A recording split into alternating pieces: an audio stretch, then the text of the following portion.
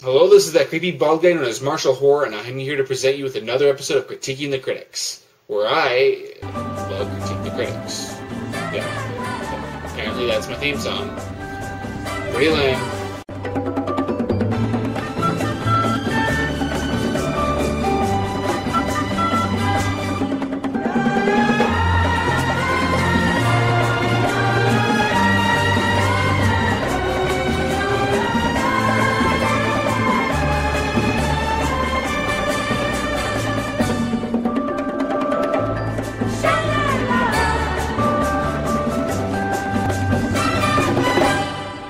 Despite listing the definitions of all my ratings in my rating system way back in the first episode, the truth is that they were vaguely drawn out, a poor representation of something that's become probably too complex.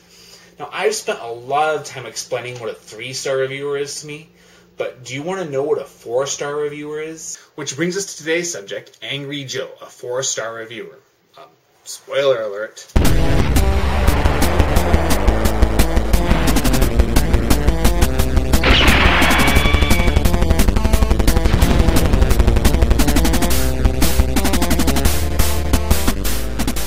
Not only do you get a review of Angry Joe, you also get a definition of what I consider to be a 4-star review. Shit. You mean Angry Joe, a guy on that guy with the glasses, does not have an overlong self-indulgent theme song? Wait, that's kind of ironic. Well, that's gotta change.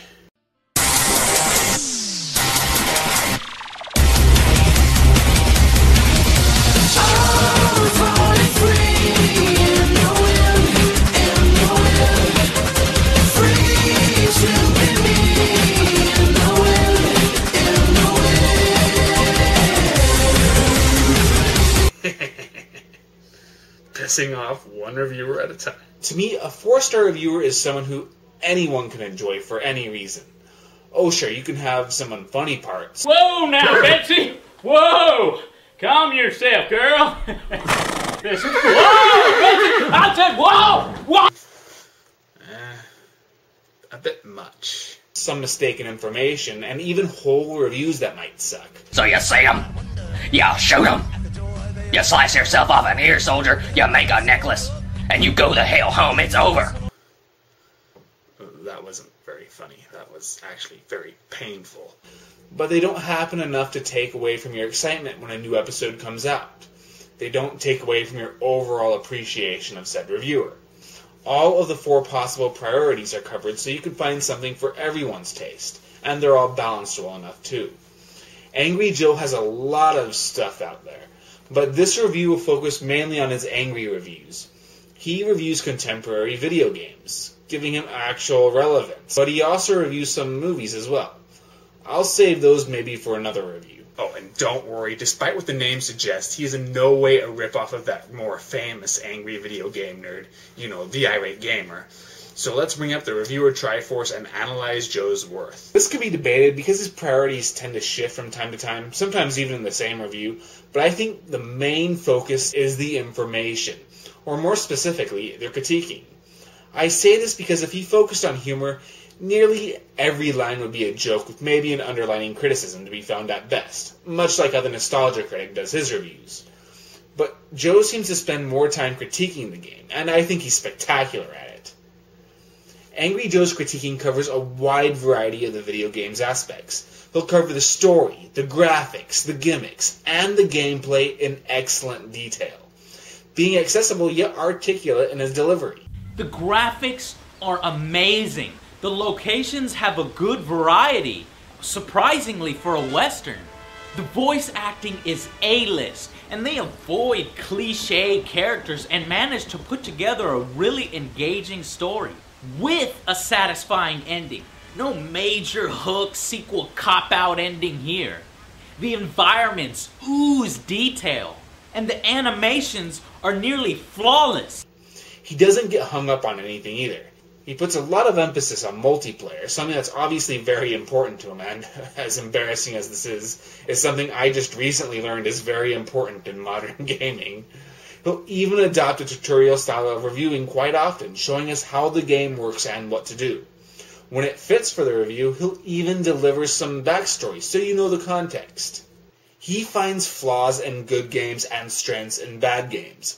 Yet he doesn't fall into that same problem that most of us, including me, tumble into. When he's positive about the game, most of the review focuses on praising it. When he's negative, he's more negative. If having to lean back and forth and jump and spin in midair isn't bad enough, the game's terrible graphics and sense of speed, combined with a massive amount of designed dead ends, where you slam right into a little redirector pad before hitting the wall, makes this game hazardous to your health. I swear you will feel nauseous. And the soundtrack, the f***ing soundtrack, it makes everything so much worse.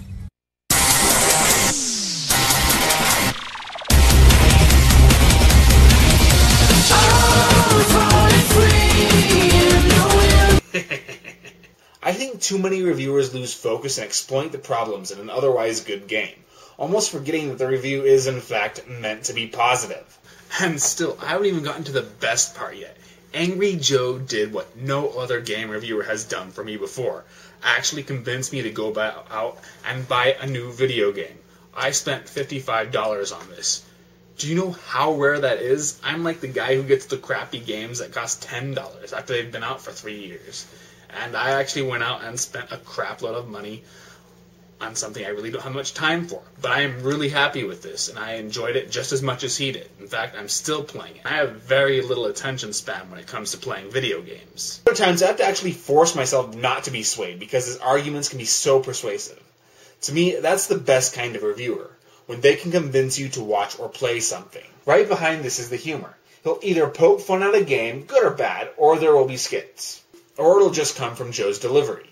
The goal tends to be to inform us, but also to make us laugh. I mean, honestly, at one point this master who was going to teach me combat wanted me to sweep 10 dust piles in his room. Stellar Quest, by the way, it was all epic, like this.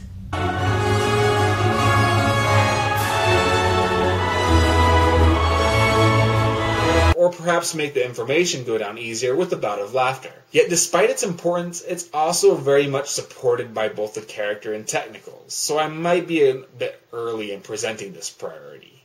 But now I feel the need to introduce the red flag system. The red flag system is pretty much warning signs, but not criticisms. They aren't necessarily bad things, but they are things that might bug you or me. They're just warning signs.